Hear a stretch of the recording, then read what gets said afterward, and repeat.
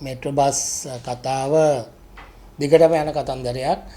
විශේෂයෙන්ම දැන් තානම් වචනේ මෙට්‍රෝ කියලා කියන්න පුළුවන්. මොකද පෞද්ගලික කාලේ පුරාම දිගින් දිගටම සෝෂල් මීඩියා හරහා Facebook හරහා මට දෝෂාරෝපණය කරනවා යම් යම් කණ්ඩායම්.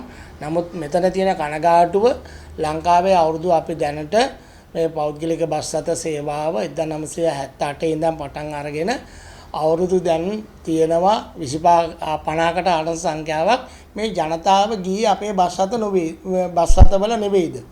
තම කනගාටුදායක තත්ත්වයක් ඒක. මොකද අපේ බස් රථවල තමයි වසර 50කට ආසන්න කාලයක්ම මේ ජනතාව මේ බස් රථවල ගියේ අපේ බස් රථවල ගියේ. ඒතකොට මේ අය මැරලා ඉපදිලා වගේ තමයි ගොඩක් මිනිස්සු කතා කරන්නේ. ඒ නිසා ඒක බරපතල කනගාටුදායක තත්ත්වයක්. මොකද අපි අඛණ්ඩව වසර 50කට ආසන්න ප්‍රමාණයක් හොඳ ලංකාවට මේ බස් රථ සේවාව ලබා දීලා තියෙනවා. මොකද 1977 වෙනකොට ලංගම තිබුණේ නැහැ. ලංගම බස් රථ දාමනි උනේ නැහැ. මිනිස්සුන්ට රස්තියා දුන්නා. පෞද්ගලික 1977 විවෘත ආර්ථිකයත් එක්ක තමයි පෞද්ගලික බස් රථ මේ රටට ආවේ. දැන් මේ බදාගෙන දඟලන්නේ මේ මෙට්‍රෝ කියන්නේ ඇත්ත වශයෙන්ම ලංගම. මොකවත් නෙමෙයි. මේ ලංගමම තමයි. බොරුවට ජනතාව රවට්ටනවා මෙට්‍රෝ කියලා. මේටි ඉස්සෙල්ලත් මේ ජනතා සන්තක බස් කියලා එක සමාගම් විදියට මේ ලංගම පරිවර්තනය කරා. මේක සම්පූර්ණයෙන්ම මහා භාණ්ඩාගාරයේ 60%යි. ඒ වගේම ලංගම 40%යි. මේක පූර්ණ වශයෙන් රාජ්‍ය සතු සමාගමක්. ඒ කියන්නේ ලංගම ඇත්තම කියනවා නම් මේක ලංගමම තමයි. මොකද මේටි ඉස්සෙල්ලත් මේ වගේ තිබුණා. මොකද එක්සත් ජාතික පක්ෂ ආණ්ඩුව කාලෙත් මේ කොළඹට CTB ගෙනල්ලා කොළ කවය අර කවය මේ කවය දාලා දිව්වා. ලංගමට කොච්චර බස් ගෙනත් දුන්නත් අපි මේ මෙට්‍රෝ බස් ගැන කතා කරමු තව මාස 6කින් කොහොමද කියලා මේ බස් තත්ත්වය. මොකද මේකේ වෙන්නේ පැහැදිලිව කියන්න ඕන මේක අපි නම් කඩා වැටෙන්නේ නැහැ. කවුරු කතා කරත් අපේ පෞද්ගලික බස් සේවාව කඩා වැටෙන්නේ නැහැ. මොකද අපි ඔය වගේ ප්‍රශ්න වලට මුහුණ දීලා තියෙනවා. පෞගේ කාලේ පුරාම සුනාමියටත් දුන්නා බස් 100ක්. ඔයගේ සුනාමිය කාලෙත් මේ වගේ නවීන පන්නේ බස් රථ 100ක් දුන්නා ජපානයේ. ඒ බස් රථ වලට මොකද උනේ? මං අහනවා. ඒ වගේම දැන් මේ රනිල් වික්‍රමසිංහ මහත්තයාගේ කාලේ බස් 500ක් දුන්නා. දැන් ඒවට මොනවද වෙලා තියෙන්නේ? ඒක ඉන්දියානු සහනාධාර ක්‍රමය යටතේ. බස් 500 නේ බස් මොන බස් 100ක් නෙවෙයි. බස් මොන දේ කරත් ලංගමට නෙමේ බස් දෙන්නේ. ඒතකොට අපි බලමු මාස 6කින් මොකද වෙන්නේ කියලා. විශේෂයෙන්ම කියන්න ඕන මෙහෙමයි. දැන් මේ බස් රථ වල දැනට ලංගම මේක තමයි ඇත්ත සත්‍ය తত্ত্বය දිනකට කෝටි 2ක් පාඩුයි. දැන් මේ බස් රථ දුවනකොට තව අපි ඒට අනිද්දා තොරතුරු දාගැනීමේ පනත මත ඉල්ලනවා මේ බස් වල කොහොමද ආදායම් සහ වියදම් කොහොමද කියලා. තවත් මේ බස් ටික ඔක්කොම දුවනකොට තව ඉදිරියේදී කෝටි 2 නෙවෙයි කෝටි 4ක් වෙනකොට පාඩු වෙනවා. මේ රටේ ජනතාවගේ සල්ලි අපිට ප්‍රශ්නයක් නැහැ. මොනදේ දාලා බස් මේ ඒගොල්ලෝ දේශපාලන ප්‍රොපගන්ඩා එක කරාට මේක දේශපාලන ප්‍රොපගන්ඩා එකක් මේක. මේක තමයි ගේම් එක. මිනිස්සුන්ව අන්දනවා.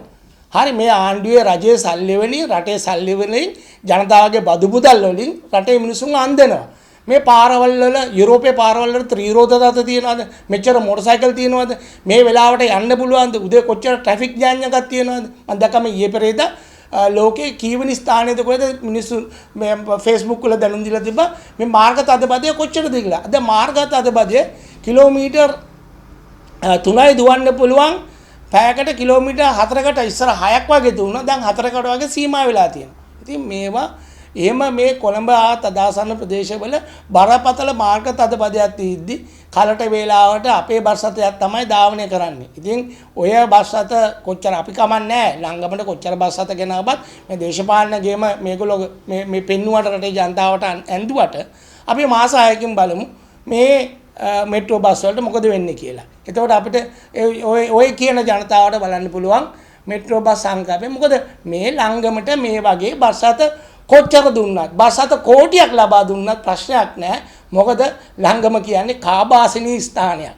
ලංගම කියන්නේ මේ රටේ ජනතාවගේ මුදල් විනාශ කරන ස්ථානයක්. පෞගේ කාලෙම සිද්ධ වෙලා තිනු. ටයර් දාගන්න බැරුව බස් රථවල ලංගම ඩිපෝ වල බස් රථ කොච්චර තියෙනවද? මේවා රටේ ජනතාව වන්දනේ. ඒ නිසා කොච්චර කතාවට අපි සැලෙන්නේ අපේ බස් රථ සේවාව අපි හරියට දෙනවා. මොකද මේ ආණ්ඩුවට අමතක වෙලා තිනවා. මේක මේ ආණ්ඩුවටත් රටේ ජනතාවටත් අමතක වෙලා තියෙනවා. මේ මිනිසුන්ට මං හිතන්නේ ජනතාව නම් දන්නවා මේ පෞද්ගලික බස් අත පරිපාලනය කරන්නේ අපි නෙවෙයි.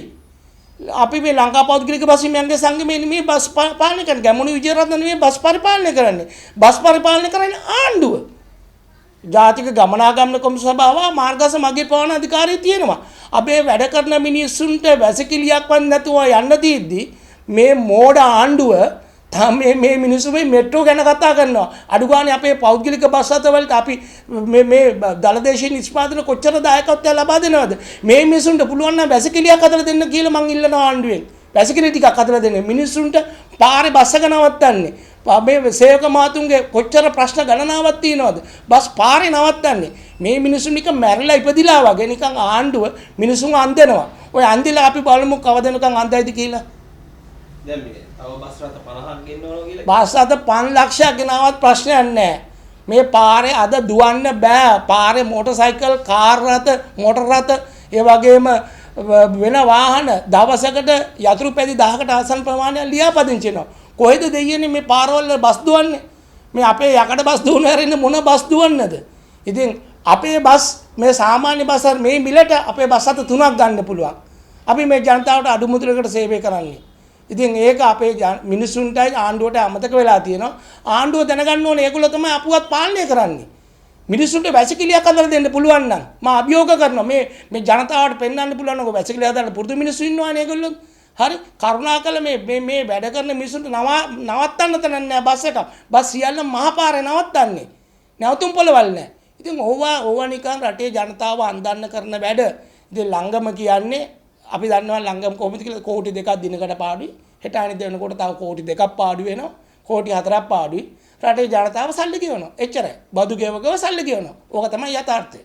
ඔබතුමා කියන්නේ මේ මෙට්‍රෝ බස් තුන් තරම් මේ කන්ඩිෂන් එක හොඳයිද පාරවල්? පාරවල් අපි මෙට්‍රෝ කියන්නේ ලංගමනේ. දැන් ඔය ලංගම බස් දුවනවානේ. ලංගම කන්ඩිෂන් එක බලන්නකෝ. ලංගම දුම් පරීක්ෂාව තියෙනවද? ලංගම ලයිසන් ගන්නවද? ලංගම ඉන්ෂුරන්ස් තියෙනවද? ඒවා අපි හැමදාමත් කියනවා අපේ බස් අත 18 කොන්දේසි දාලා 18 නීති දාලා තවත් අලුත් නීති දාලා අපේ බස් අත හිමිකරුවන් මෙල්ල කරන්න කියන්නේ තාඩනේ පීඩනය කරනවා. ඉතින් හරි ඛේදජනක තත්ත්වයක්. ඉතින් පැහැදිලිව කියන්නේ ආණ්ඩුවේ වගකීම තමයි පෞද්ගලික බස් කර්මාන්තය නගා සිටවීම. පෞද්ගලික බස් කර්මාන්තය නගා සිටවන්නේ නැතුව මේ මෙට්‍රෝ එකක් පෙන්නලා රජයේ දේශපාලන වාසියක් ලබා ගන්න ඒ රජය ආණ්ඩුව මේ ප්‍රොපගන්ඩා එක කරන එක ඉදිරියේදී බලා ගන්න පුළුවන් මිනිස්සුන් මොකද අත්වෙන ඉරණම කියලා. ඉතින් මොකද මේ ඔක්කොම සල්ලි මහා භාණ්ඩාගාරේ ඒ වගේම ජනතාවගේ බදු මුදල්. ඕක තමයි ඇත්ත කතන්දරේ.